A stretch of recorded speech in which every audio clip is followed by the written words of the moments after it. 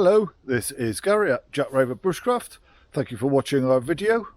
This week I'm going to look at cross-cutting with an axe.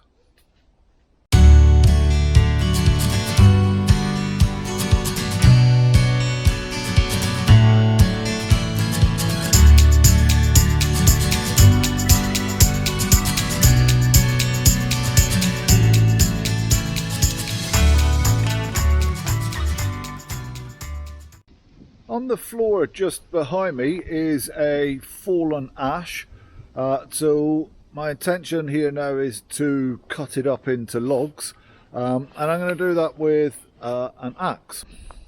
So when we cut into sections like that, when we cut across the grain, it's known as cross-cutting. So cross-cutting, cutting across the grain. So this is the log that I'm going to cut. It is about probably 10 meters long, so I can get a nice few logs out of this.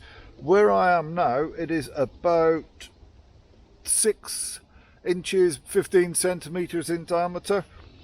I've chosen this spot because there's a little gap just under my hand here, so there's just a little gap where the log is not on the ground, and that's going to be useful. So having the log slightly off the ground like this means that I'm far less likely to put my axe into the ground, and I want to avoid that at the best of times, but certainly around here where there's so much flint in the ground, there's a real risk there that I just take a chip out the edge on my axe.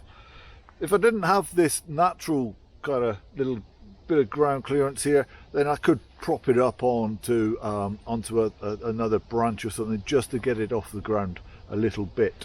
And it is just a little bit. You don't want it too high because you're going to get the log bouncing around. You'll get reverberation. So it is just a little bit off the ground. I've brought 2 axes with me here. So I have a Gransford Brooks small forest and the Gransford Brooks large forest. Now, because of the technique I'm going to use to cross-cut here, I find this one easier to use because I'm tall. I'm a little over 6 foot, and so if I use the small forest axe, then I just find myself bending too much and it putting a little bit too much strain on my back. So I'm going to go for the large forest on this occasion. So I've positioned myself so that my legs are on the far side of the log to the face on which I'm going to cut. So I'm going to cut here, and as you can see my legs are this side. I've got a wide stance going on here. I've got the axe so that the cutting edge is coming into the log here at sort of 90 degrees. So I don't want to be cutting here on anywhere near the top face. I want to be cutting down here, this kind of position. And so what I'm going to do is bring the axe in that way, turn it that way, and then repeat that movement. But you can see I'm cutting low down on the log. So as I say, I want to avoid making the impact up here because the axe could slip. Hopefully it's still going to miss my legs, hence the wide stance. But yeah, you're cutting down lower on it rather than higher. So it's one side, other side. Right, so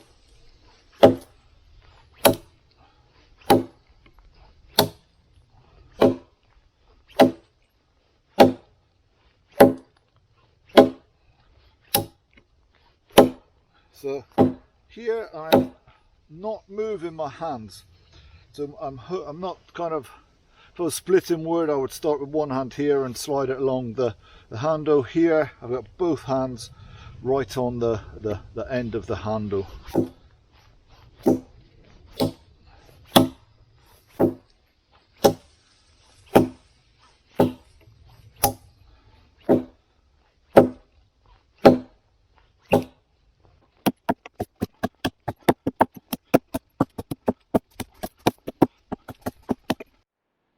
So I've cut about halfway through from that direction.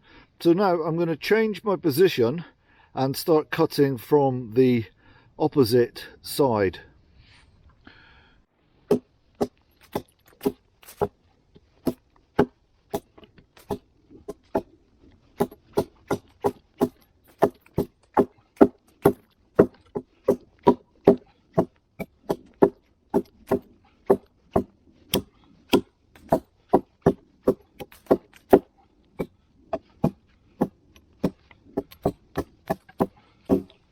I'm nearly through, so I'm just kind of easing off on the power a little bit here to give me some more, a little bit more control.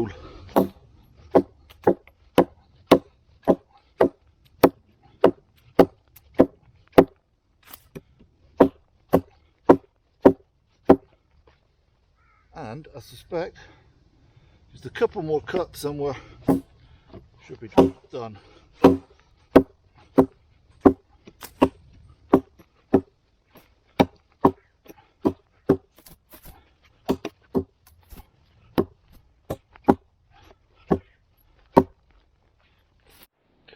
So you can see, gone through there with relative ease. I hope that's of use to you, something that you can incorporate into your own bushcraft skill set. I'll try my best to get some more content out next week.